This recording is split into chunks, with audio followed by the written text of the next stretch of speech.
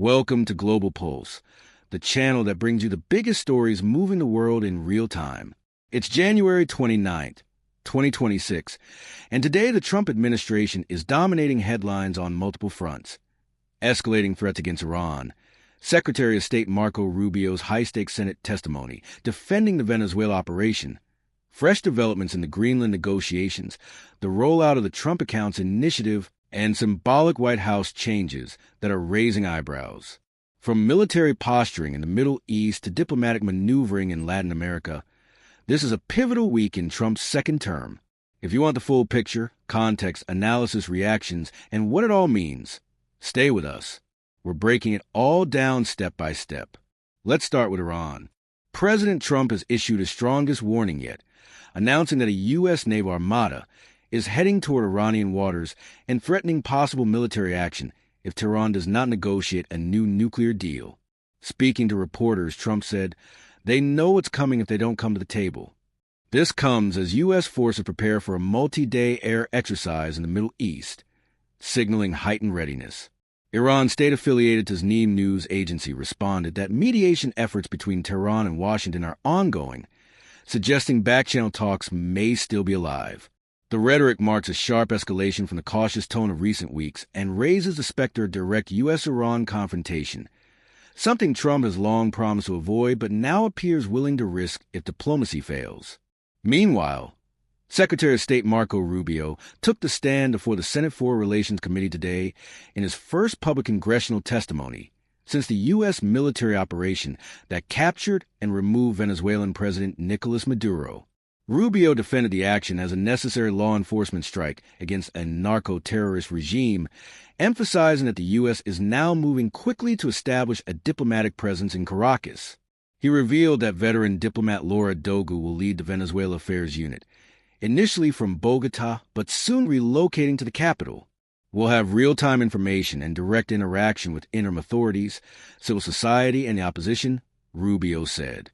He also disclosed a short-term mechanism to fund essential Venezuelan government services, police, sanitation, hospitals, using proceeds from sanctioned oil sold at market rates. Funds will be audited to ensure proper use, and the interim government has pledged to purchase medicine and equipment directly from the U.S. and other partners. Rubio described the interim leadership as cooperative despite hard asks from Washington, and he downplayed Trump's earlier claim that the U.S. is running Venezuela, framing the relationship as pragmatic partnership rather than occupation. Rubio also addressed Greenland, telling senators the U.S. is in a good place right now after a verbal understanding with NATO Secretary General Mark Rutte.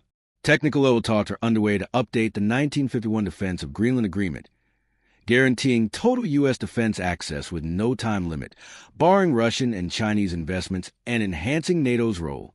No written document had been finalized. Rutte avoided paper to prevent leaks, but Rubio projected confidence. "We're going to get something positive done in a professional, straightforward way. It begins today." He reiterated Trump's pledge against using force, emphasizing consensual outcome that benefits all parties. Later today, Trump is scheduled to speak about his signature Trump Accounts program in Washington, D.C. The initiative seeds investment accounts with a $1,000 federal contribution for children born between January 1st, 2025 and December 31st, 2028. Parents, employers, and others can add up to $5,000 annually. Funds grow tax-deferred until age 18. Eligibility requires U.S. citizenship and Social Security numbers for both parent and child. Setup begins with Form 4547 on 2025 tax returns. Major pledges include $6.25 billion from billionaire Michael Dell and his wife Susan. Trump called it one of the most transformative policy innovations of his presidency, claiming it will create generational wealth and dwarf existing youth programs. The event also featured rapper Nicki Minaj praising Trump as probably the president's #1 fan, and Shark Tank's Kevin O'Leary calling it pro-business and pro-entrepreneur. Symbolic changes inside the White House added intrigue. The newly remodeled Palm Room now displays large framed photos of Trump with Russian President Vladimir Putin from their August 2025 Alaska summit and Chinese President Xi Jinping, alongside images of Trump with Israeli Prime Minister Benjamin Netanyahu, Britain's King Charles, and even a solo shot of Trump pumping his fist boarding Air Force One. The Putin photo, larger than the original, hangs above one of Trump holding his granddaughter's hand. Critics see the display as a deliberate statement. Supporters view it as showcasing diplomatic reach. The room's redesign reflects Trump's personal style, bold, unapologetic, and centered on his relationships with global leaders. Rubio's busy day continues this afternoon with a scheduled meeting at the State Department with Venezuelan opposition leader Maria Corina Machado. The session comes after Machado's recent meeting with Trump and amid ongoing U.S. engagement with Venezuela's interim government. Rubio has long supported Machado, nominating her for the Nobel Peace Prize while in the Senate, but has avoided publicly endorsing her as Venezuela's future leader, focusing instead on pragmatic cooperation with the current authorities. The broader context is clear. Trump is pursuing a muscular, transactional foreign policy, threatening force against Iran, defending military action in Venezuela, negotiating aggressively on Greenland, and rolling out domestic initiatives like Trump accounts to address affordability concerns. Yet challenges remain.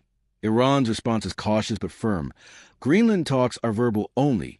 Venezuela's transition is fragile, and domestic critics accuse the administration of overreach. The next few weeks will test whether this approach yields breakthroughs or backlash. What do you think? Will Trump's threats force Iran back to the table? Is the Greenland framework a real deal or diplomatic theater? Are Trump accounts a game changer for families? Drop your thoughts in the comments. Like if this breakdown helped you connect the dots, subscribe for daily updates on the Trump administration's moves, and hit the bell so you never miss an episode. Thanks for watching. Stay sharp, stay informed.